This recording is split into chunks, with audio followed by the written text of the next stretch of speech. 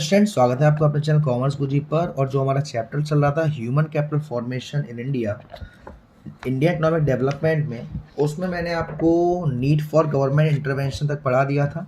आज हम स्टार्ट करवाने वाले हैं गवर्नमेंट एक्सपेंडिचर और एजुकेशन से आगे। स्टार्ट करने से पहले मैं आपको बता दूं कि मैं एक बैच लॉन्च कर रहा हूं इकोनॉमिक्स का, जिसमें आपकी वन टाइम फीस है 1100 रुपये, जिसमें आपका पूरा कोर्स करवाया जाएगा। Important question, sample paper solution, सारी चीज़ होगी। और अगर आप उसको ज्वाइन करने के लिए इंटरेस्टेड हैं तो आपको डिस्क्रिप्शन में मेरा व्हाट्सएप नंबर मिल जाएगा, इंस्टाग्राम आईडी मिल जाएगी जिसमें मैं आपको इंपॉर्टेंट क्वेश्चंस वगैरह करवाता रहता हूं, तो वहाँ जाके फॉलो कर लेना। टेलीग्राम चैनल मिल जाएगा नोट्स के लिए, सारी चीज़ें, ठीक है ना। तो वहाँ पे नीचे व्हाट्सएप नंबर है, व्हाट्सएप कर सकते हैं। और अगर आपने डेवलपमेंट का अभी तक कोई भी वीडियो नहीं देखा है तो उसकी पूरी प्लेलिस्ट में नीचे अटैच कर दूंगा, तो वहाँ पे वो भी देख लीजिएगा। Government expenditure on education, government ने एजुकेशन पर क्या क्या कितना कितना खर्चा किया। Expenditure incurred on education can be measured in two ways: as percentage of total expenditure of the government and as a percent of GDP। जो भी हमारे एजुकेशन पर खर्चा किया जा रहा है उनको हम दो तरीके से देख सकते हैं, या तो टोटल एक्सपेंडिचर का कितना परसेंटेज खर्च किया है हमारे एजुकेशन पर, या जीडीपी एक तरह। द एजुकेशन कमीशन 1964 से 1968 had recommended that to make noticeable growth in education achievement, the government of India must spend around 6% of GDP on education। जो एजुकेशन कमीशन है 1964-66 में उन्होंने रिकमेंड किया था कि अगर हमें एजुकेशनल अचीवमेंट में ग्रोथ चाहिए, देखना है हमें ग्रोथ, तो हमें अपनी जीडीपी का कम से कम 6% एजुकेशन पर खर्चा करना पड़ेगा। In 1999, the government of India appointed the Tapas Majumdar Committee, which estimated that the government would need to incur an expenditure of 1.37 lakh crore over a period of 10 years to bring all the children in the age group of 6 to 14 years under the education cover। 1999 में government ने appoint किया तपस मजूदार committee को, जिन्होंने estimate किया कि government को कम से कम 1.37 लाख करोड़ रुपए खर्च करने पड़ेंगे 10 साल के अंदर, ताकि जो हर एज ग्रुप का बच्चा है 6 to 14 ईयर्स तक का बच्चा है उन्हें एजुकेशन मिल सके। Compared to the recommended level of expenditure in recent years, the Indian government has been spending a little over 4% of GDP on education, which has proven to quite inadequate to achieve the educational aspire of the country। Compare किया जाए कि जितना recommendation दिया था खर्चा करने के लिए रिसेंट ईयर में, गवर्नमेंट ने उसका 4% कम ज़्यादा किया है जीडीपी के हिसाब से, लेकिन ये प्रूवन है कि वो इनएडुकेट है उसको सही करने के लिए। The overall trend in the expenditure incurred on education is fluctuating, showing a rise in some year and fall in some other। जो एक्सपेंडिचर होता है एजुकेशन पर वो इनफ्लक्चुएट होता है। फ्लक्चुएट में क्या होता है, कभी ज़्यादा तो कभी कम। During 1952-2014, education expenditure as percent of total expenditure of government increased from 7.92% to 15%, while education expenditure as percent of GDP increased from 0.64% to 4.13%। देखा जाए तो 1952 से 2014 में जो एजुकेशन एक्सपेंडिचर था वो टोटल एक्सपेंडिचर जो गवर्नमेंट करती थी उसमें बढ़ा था। गवर्नमेंट पहले 7.92% करती थी एक्सपेंडिचर में एजुकेशन के ऊपर, फिर वो 15.7 हो गया। जीडीपी में से पहले 0.64% एजुकेशन पर खर्चा होता था, अब वो 4.13% हो रहा था।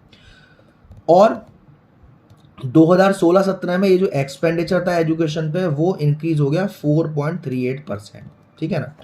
It is important to note that this data pertain only to expenditure undertaken by the public sector, not the private sector। ये जो डाटा है वो खर्चा है जो गवर्नमेंट सेक्टर करती है एजुकेशन सेक्टर पर, ना कि प्राइवेट सेक्टर का अभी इसमें इंक्लूड नहीं करा गया है। अगर प्राइवेट सेक्टर का खर्चा इसमें इंक्लूड कर लिया जाए तो ये काफ़ी ज़्यादा बढ़ जाएगा। Most of the expenditure undertaken on education goes to elementary education। In 2016-17, elementary education accounted for 49.68% of the total expenditure on education, while the share of tertiary education, college and university was 12.74%। ज़्यादा जो खर्चा होता था वो elementary education पर होता था, class 12 तक जो होता है उसमें होता था, और जो टर्शरी एजुकेशन होता है उसमें 12.74।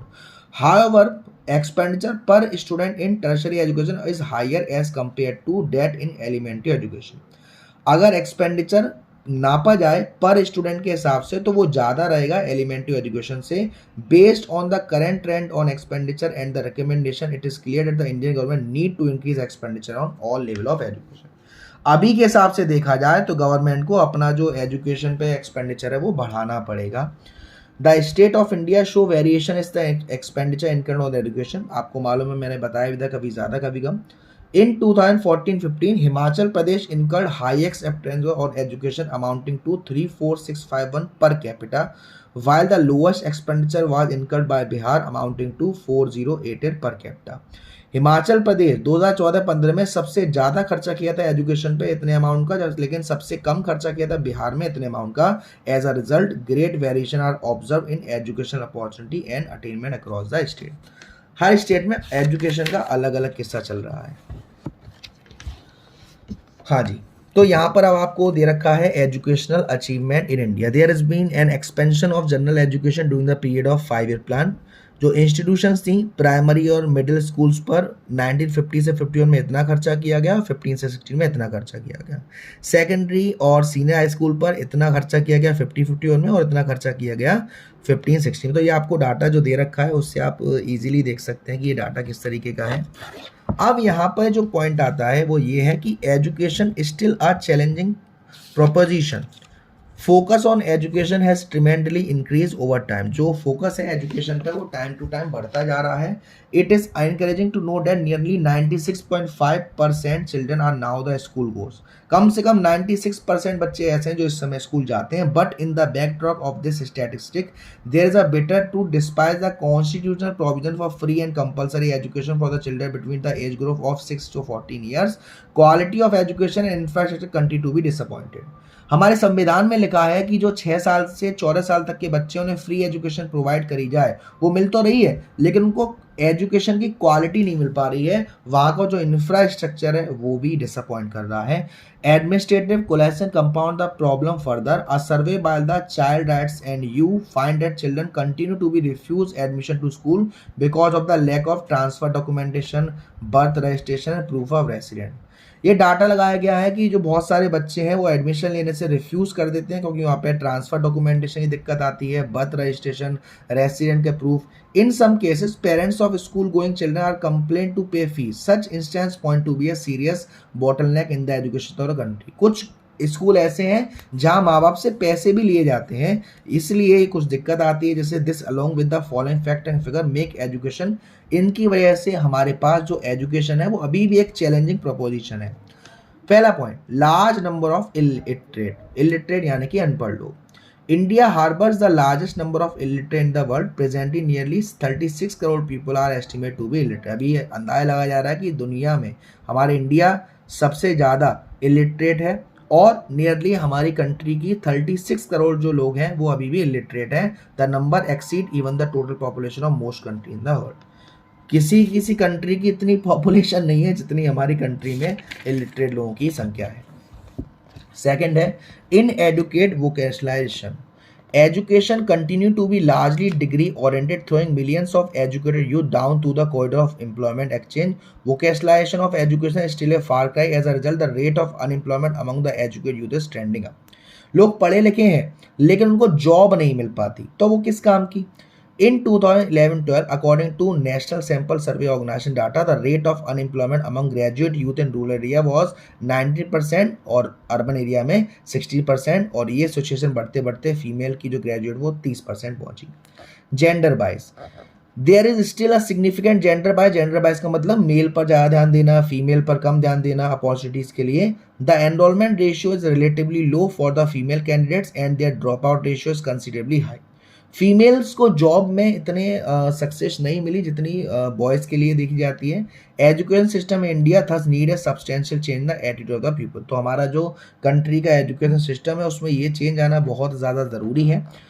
लो rural access level, there is a high degree of disparity in access to education. The access level is considerably low for the rural population compared to the urban population. यानी कि जो rural area है उनका जो accessible degree है यानी कि education है वो कम है एज कम्पेयर टू अर्बन।